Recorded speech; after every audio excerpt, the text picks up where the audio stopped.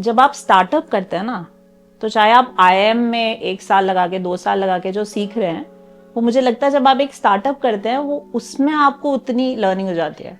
क्योंकि आप स्टार्टअप में, मुझे पूछते थे मेरे फ्रेंड्स कि आप स्टार्टअप में क्या देखते हो, आपका रोल क्या है, तो मैं बोलती थी झाड़ू पोछा समेत सब रोल है मेरे। आप एचआर भी हैं, आप फंडिंग भी ला रहे हैं, आप इन्वेस्टर से भी बात कर रहे हैं, आप लोग मार्केटिंग भी देख रहे हैं, आप ब्रांडिंग भी सीख रहे हैं, तो आप सब कुछ सीखते हैं। तो कौन सा मैनेजमेंट स्कूल आपको ये सब सिखा सकता है?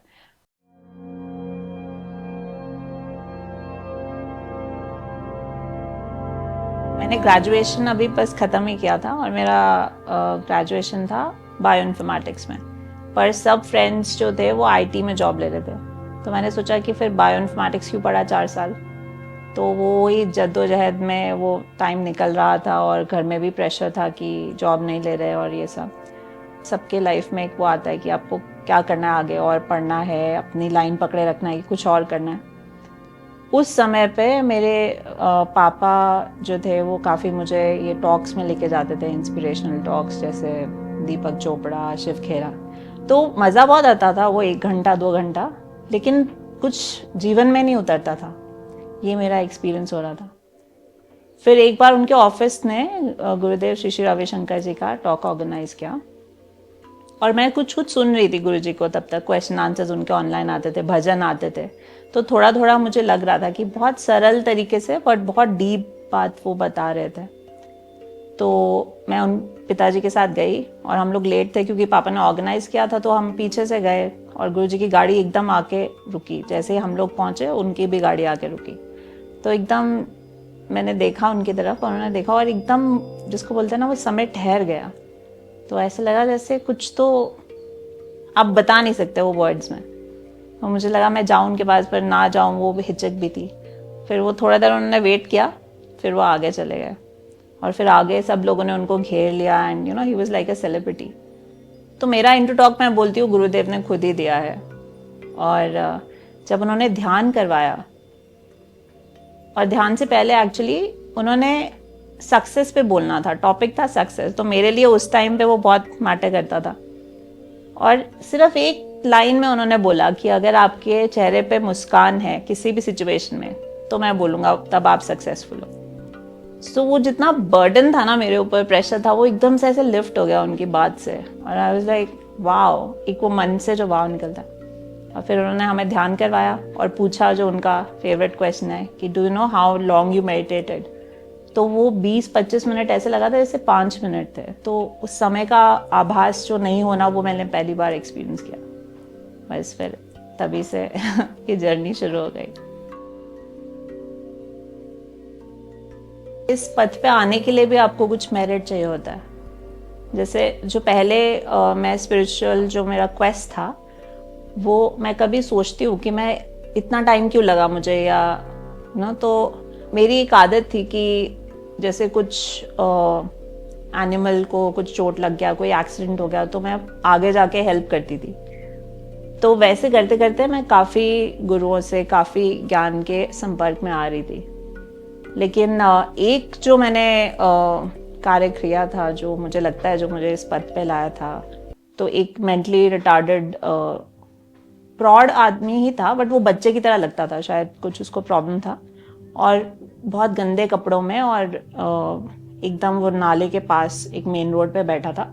ऑलमोस्ट एक बस उसको कुचलता हुआ गया, ऑलमोस्ट।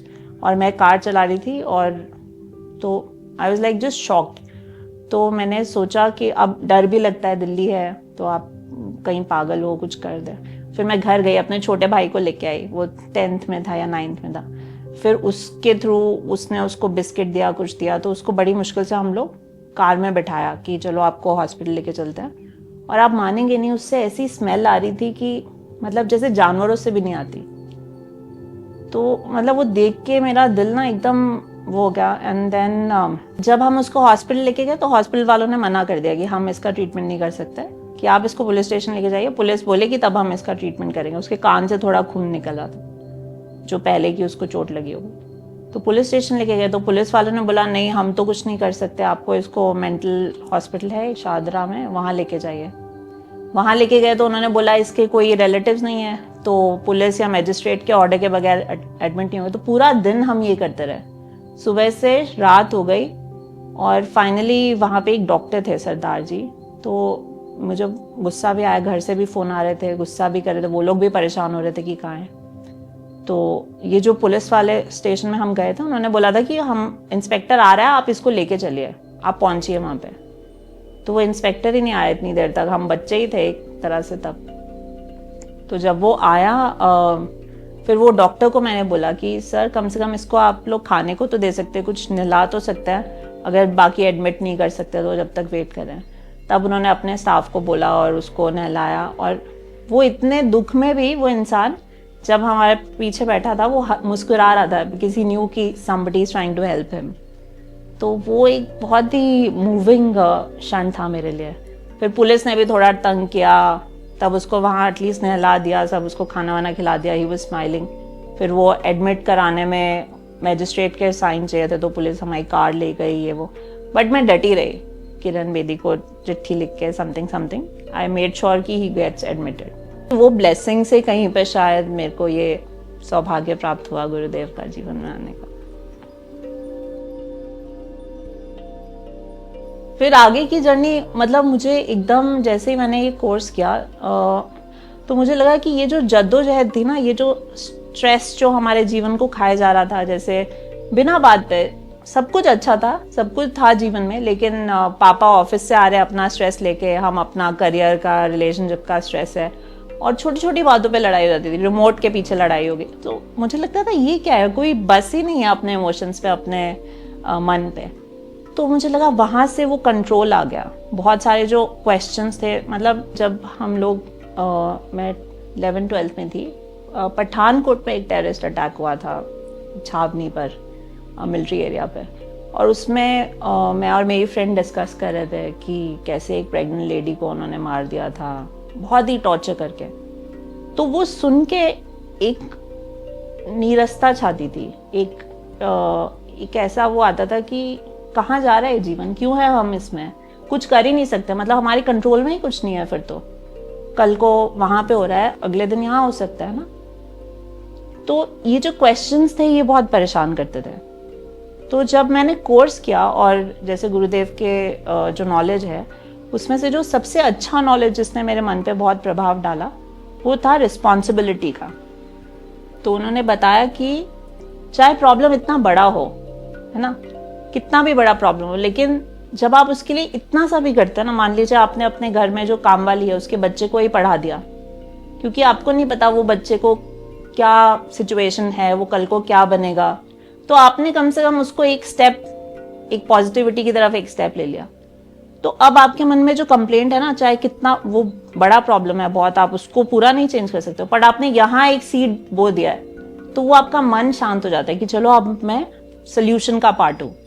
तो कंप्लेंट्स आपके मन से हट जाती है, मन शांत हो जाता है, और फिर आप में और करने की ऊर्जा आती है। ऐसे बोलते हैं रिस्पॉन्सिबिलिटी ब्रिंग्स पावर। तो वो power, so then I start feeling very powerful in life. आगे का जर्नी फिर पढ़ाई में भी बहुत अच्छा हो गया समहाउ, बिकॉज मन शांत था, पेरेंट्स को समझने लगे। उस टाइम पेरेंट्स के साथ ज़्यादा डिफरेंसेस होते हैं ना। कलयुग का सबसे बड़ा राक्षस है वो स्ट्रेस ही है। तो आपके जब लाइफ में स्ट्रेस चला जाता है तो आप लाइफ एंजॉय करने लगता है, आपका मन जब खुश हो जाता है तो वो होने लगा कि लाइफ में एंजॉय करने लगी, जीने लगी। पहले तो ऐसे बस चल रही थी गाड़ी। मैंने मास्टर्स के लिए अप्लाई किया, फिर मैं यूएस गई, फिर एक नई जद्दोजहद शुरू हो गई, घर से दूर, और वहाँ के चैलेंजेस। एज ए स्टूडेंट मैं लोन पे गई अपने, तो वहाँ पे एक सबवे खाने से पहले भी हम सोचते थे कि $5 का है तो उसको कन्वर्ट करते थे कि इतना रुपीज़, अरे नहीं नहीं ये नहीं खा सकते। तो बहुत वो स्ट्रगल था एक, और वो थोड़ा अलग है। इंडिया में ना आप देखेंगे वाइब है, यहाँ पे लोग हैं, प्रेम है, स्माइल करते हैं लोग। किसी बच्चे से आप बात करें तो पेरेंट्स बुरा नहीं मानते, वो खुश होते हैं। वहाँ पे ऐसा नहीं है, डल वाइब है वहाँ पे बाहर, और तो मुझे वो पसंद नहीं आ रहा था। बट पढ़ाई के हिसाब से, अपॉर्चुनिटी के हिसाब से बहुत अच्छा था। तो पढ़ाई में मैं बहुत अच्छा करने लगी, मुझे पीएचडी ऑफर हुई 1 साल के बाद।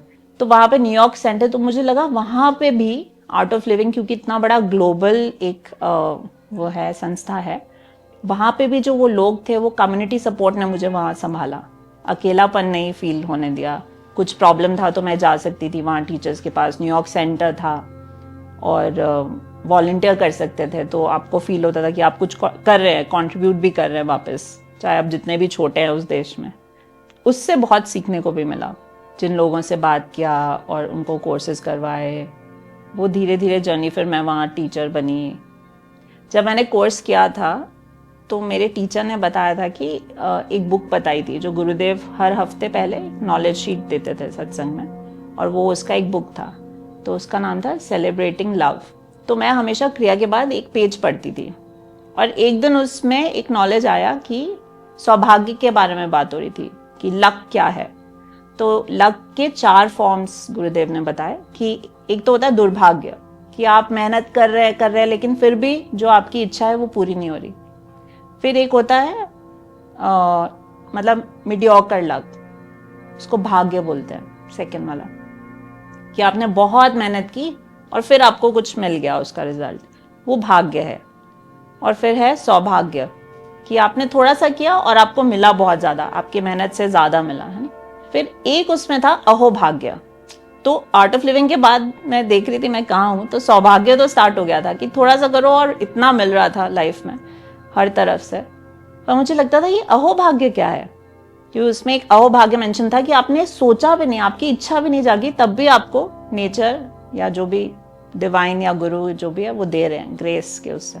तो क्या हुआ कि मैं जब यूएस गई थी, मैं बहुत क्लोज हूँ अपने फैमिली से, लेकिन मैं मन में सोच के गई थी कि अब मैं आ नहीं पाऊंगी 1-2 साल तक, क्योंकि लोन पे गई हूँ और वो $1000 का खर्चा, तो मतलब कोई सेंस ही नहीं बन रहा था। तो ऐसे ही वॉलंटियरिंग करते करते आई थिंक 4-5 महीने हुए होंगे मुझे यूएस में। अभी एक कोर्स पे वो टीचर्स ने अनाउंस किया कि इंडिया में एक समर मैजिक हो रहा है बच्चों के लिए, जो आर्ट ऑफ लिविंग के यूथ हैं उनके लिए, एंड आप में से कौन कौन जाना चाहेगा।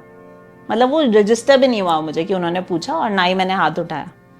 तो उन्होंने मेरी तरफ देखा कि आप क्यों नहीं जाएंगे, क्योंकि उनको पता था कि मैं एक्टिव हूँ और मैं एडवांस कोर्सेज उसमें मुझे फ़ायदा होगा। तो मैंने कहा मैं तो नहीं जा सकती। सो मैंने कुछ बहाना बना दिया। सो देन साइड पे लेके उन्होंने बाद में मुझसे बोला कि why aren't you going. So I said कि मेरे पास तो पैसे ही नहीं है, मैं तो जा ही नहीं सकती, मैं अफोर्ड ही नहीं कर सकती, I am a student, I am on a loan और ये वो। So she said do you want to go. मैंने कहा no, I can't go. She said, do you want to go? I said, of course I want to go, but I can't go. She said, कोई बात नहीं, just pray to गुरुदेव। तो उस time मैं science student थी, ये pray और ये मेरेकल्स ना मुझे समझ नहीं आते थे। आर्ट ऑफ लिविंग में बोलते थे we don't believe in miracles, we live by them. तो ये मुझे समझ में नहीं आता था कि मेरेकल्स क्या होता है। तो मैंने फिर भी, वो टीचर बहुत प्यारे थे तो उनकी बात मान के मैंने कहा ठीक है गुरुदेव आप देखिए, अगर मुझे आना होगा तो आप करिए जो करना है। And next thing I knew was, पूरा सेंटर में वो कोर्स में बोल रही हैं, उसमें सब वहाँ के न्यूयॉर्क के लोग थे, और वो लोग को बोल रही है कि आप लोग के पास तो टाइम नहीं है, लेकिन कुछ बच्चे हैं जो जाना चाहते हैं, तो अगर आप उनके लिए कुछ डोनेट कर सकें। और पूरा वो सेंटर जो है हमारे लिए फंड्स रेज कर रहा है, और ऐसे 4-5 बच्चे जो हम लोग ने ट्रैवल किया इंडिया में, और मेरे पेरेंट्स आए मिलने वो कोर्स पे, तो मैं अपने पेरेंट्स से मिल पाई। तो उस दिन मुझे रियलाइज हुआ कि अब मैं वो अहोभाग्य वाले उसमें भी पहुंच गई हूँ, अब वो भी शुरू हो गया। तो एक और चीज जो हुआ अहोभाग्य के चलते, मुझे लगा मेरी प्रज्ञा जगने लगी, जैसे जैसे मैं सुदर्शन क्रिया करने लगी। ये एक चीज है, मुझे लगता है हम बोलते हैं कि फिटनेस के लिए मैं तो जिम करता हूँ, स्विमिंग करता हूँ, मुझे ये सब योगा और मेडिटेशन की जरूरत नहीं है। बट मैंने कभी किसी को ये बोलते हुए नहीं सुना कि जिम से मैं इंटेलिजेंट हो गया। आप फिट हो सकते हैं, आप एनर्जेटिक हो सकते हैं, आप हेल्दी भी हो सकते हैं, बट जब ध्यान करते हैं आप, समाधि जिसको बोलते हैं, जो सुदर्शन क्रिया से बहुत आसानी से लग जाती है, तो उससे मुझे लगता है एक प्रज्ञा जो है आपकी वो भी सशक्त हो जाती है। जैसे मैं मास्टर्स करने गई थी इंडिया में, तो जब मैं पढ़ाई करती थी तो फेल होती थी या मीडियोकर स्टूडेंट थी, पर जब मैं यूएस गई, एक तो वहाँ का एजुकेशन सिस्टम बहुत अच्छा है, एक्सपीरियंशियल है। फिर मैंने अपना मास्टर्स किया, फिर अपनी बहन को बुलाया, पढ़ाई कर उनकी पढ़ाई करवाई, फिर जॉब किया थोड़े दिन, फिर वहाँ पे उस टाइम स्टीव जॉब्स जो थे वो पूरा यूएस में ट्रैवल कर रहे थे और सबको बोल रहे थे कि be little crazy, leave your jobs, do what you want to do. तो एक स्टार्टअप का एक क्रेज शुरू हुआ था वहाँ पे, सब अपने वॉल स्ट्रीट के जॉब्स छोड़ छोड़ के जो थे इसमें स्टार्टअप्स में शुरू हो रहे थे। तो एक बिग एप्पल करके एक कॉम्पिटिशन होता था, तो जो मेयर थे न्यूयॉर्क के उन्होंने ये कॉम्पिटिशन लॉन्च किया बिग एप्पल करके। सेकंड थर्ड कॉम्पिटिशन में मैंने भी पार्टिसिपेट किया बिग एप्पल में, और एक ऐप बनाई जो कि इंडिया में आके लोगों को 2-3 लोगों को हायर करके, डेवलपर्स को, वो जो एक प्रोसेस था मुझे लगता है उससे क्योंकि आर्ट ऑफ लिविंग में मुझे एक और चीज़ भी सीखने को मिली थी, रिस्क टेकिंग एबिलिटी जिसको बोलते हैं। बॉक्स में जो हम जीते हैं उससे बाहर सोचने का भी शुरू हो गया था। तो उसी शुरुआत में और इस इकोसिस्टम में जाके मैंने ये ऐप बनाया, और उस ऐप को एक्चुअली बहुत सबसे ज़्यादा हाईएस्ट वोट्स मिले थे, पॉपुलर जो चॉइस वोट्स थे, बट उसमें कुछ पॉलिटिक्स था तो वो प्रॉपर अवार्ड तो नहीं मिला। बट जब आप स्टार्टअप करते हैं ना, तो चाहे आप IIM में 1 साल लगा के 2 साल लगा के जो सीख रहे हैं वो उसमें आपको उतनी लर्निंग हो जाती है। क्योंकि आप स्टार्टअप में, मुझे पूछते थे मेरे फ्रेंड्स कि आप स्टार्टअप में क्या देखते हो, आपका रोल क्या है, तो मैं बोलती थी झाड़ू पोछा समेत सब रोल है मेरे। आप HR भी हैं, आप फंडिंग भी ला रहे हैं, आप इन्वेस्टर से भी बात कर रहे हैं, आप लोग मार्केटिंग भी देख रहे हैं, आप ब्रांडिंग भी सीख रहे हैं, तो आप सब कुछ सीखते हैं। तो कौन सा मैनेजमेंट स्कूल आपको ये सब सिखा सकता है? ये बेस्ट तरीका है आपको जिसको बोलते हैं हायर स्टडीज करने से बेटर, अगर आप चाहें तो you should take off some time and get into some startups, and it's such a amazing learning. And जब मैं करती थी तो सब घर में they are all from government service and all this background, so सब स्केप्टिकल थे, बट फिर भी सपोर्ट करते थे, पर स्केप्टिकल थे क्या हो रहा है, कुछ नहीं हो रहा। सो फिर क्या हुआ कि फिर मैंने इंडिया आके सोचा कि मैं इंडिया में आके कुछ स्टार्टअप करूँगी, अपने देश के लिए करूँगी। NDTV का कुछ एक ऐप कंपटीशन था, उसमें मैं ऐसे ही जाके एक आइडिया दिया जो बहुत पसंद आया सबको, फैशन से रिलेटेड था वो, और धीरे धीरे कैसे उसमें लोग जुड़ते गए, और धीरे धीरे वो आइडिया जो था, हमने एक ऐप बनाई जिसको बोलते हैं फ्लॉन्ट क्यू, उसका नाम था। जो इन्फ्लुएंसर ट्रेंड है ना, we were the first app to start that in a sense, क्योंकि हम बोल रहे थे कि हर आपका जो इंसान है वो अपने कम्युनिटी में वो कुछ तो इन्फ्लुएंस करता है, तो वो अगर ब्रांड्स को टैग करने लगे, तो उस कॉन्सेप्ट पे वो ऐप था। बट आपने देखा होगा कभी भी जो स्टार्टअप्स होते हैं उनमें ये 3-4 प्रॉब्लम्स बहुत कॉमन है। एक तो फंडिंग, या फिर को फाउंडर इश्यूज, या फिर टीम इश्यूज। तो ये 2-3 प्रॉब्लम्स के चलते हमारा जो स्टार्टअप था वो को फाउंडर इश्यूज की वजह से वो आगे नहीं बढ़ा, जबकि हमें एक 1 CR की फंडिंग भी रेज कर ली थी और सब। और तब मैं आश्रम में थी, मैं बैंगलोर आ गई थी जब ये ऐप बना रहे थे, स्टार्टअप कर रहे थे। तो गुरुदेव के नॉलेज करते करते कहीं पे मैंने सुना कि कैसे वो इन इश्यूज़ को आप रिजॉल्व कर सकते हो, और मुझे लगा कि ये कम्युनिटी के लिए बहुत ज़रूरी है ये सब चीज़ें सीखना। क्योंकि आप कूद तो जाते हैं समुंदर में, लेकिन आपको अगर स्विमिंग भी नहीं आती और आप समुंदर में कूद रहे हैं, तो स्टार्टअप में कूदना is like jumping into a sea. So ये स्विमिंग जो है, जिसको बोलते हैं हम आर्ट ऑफ लिविंग, वो सीखना बहुत ज़रूरी है। जब आप, तो आपका रिस्क टेकिंग एबिलिटी है वो ठीक है, लेकिन कैलकुलेटेड रिस्क कैसे लेने हैं। एक स्टार्टअप के लिए हमने सुना था, बे एरिया में एक बहुत बड़े फाउंडर थे, उन्होंने बोला था कि if you want your team to be 100%, you have to be 200%, right. तो आपको इतना इंस्पिरेशनल बनना है, तभी आपकी वो छोटी सी टीम जो है वो कुछ बड़ा कर पाएगी। तो वो आपका जो सुपर ह्यूमन लेवल है, आप उसको अनलॉक कैसे करेंगे? एनर्जी वाइज आपके एनर्जी लेवल्स बहुत हाई होने चाहिए, आपके पीपल स्किल्स बहुत अच्छे होने चाहिए, आपके लोगों को अपने आइडिया में एनरोल करने के स्किल्स बहुत अच्छे होने चाहिए, आपका इंट्यूशन बहुत अच्छा होना चाहिए, क्रिएटिविटी बहुत अच्छा होना चाहिए। तो ये सब जो है, मुझे लगता है जब आप ये स्पिरिचुअल पाथ फॉलो करते हैं, but in a very practical form, not कि आप सब छोड़ छाड़ के बाबा बन जाएं या कुछ, but in a very practical form कि इधर रहते हुए पर ये सब चीज़ें भी आप सीख रहे हैं। तो उन सब को लेके फिर हमने ये स्टार्टअप्स के लिए प्रोग्राम्स बनाए, काफ़ी स्टार्टअप्स को हेल्प करें।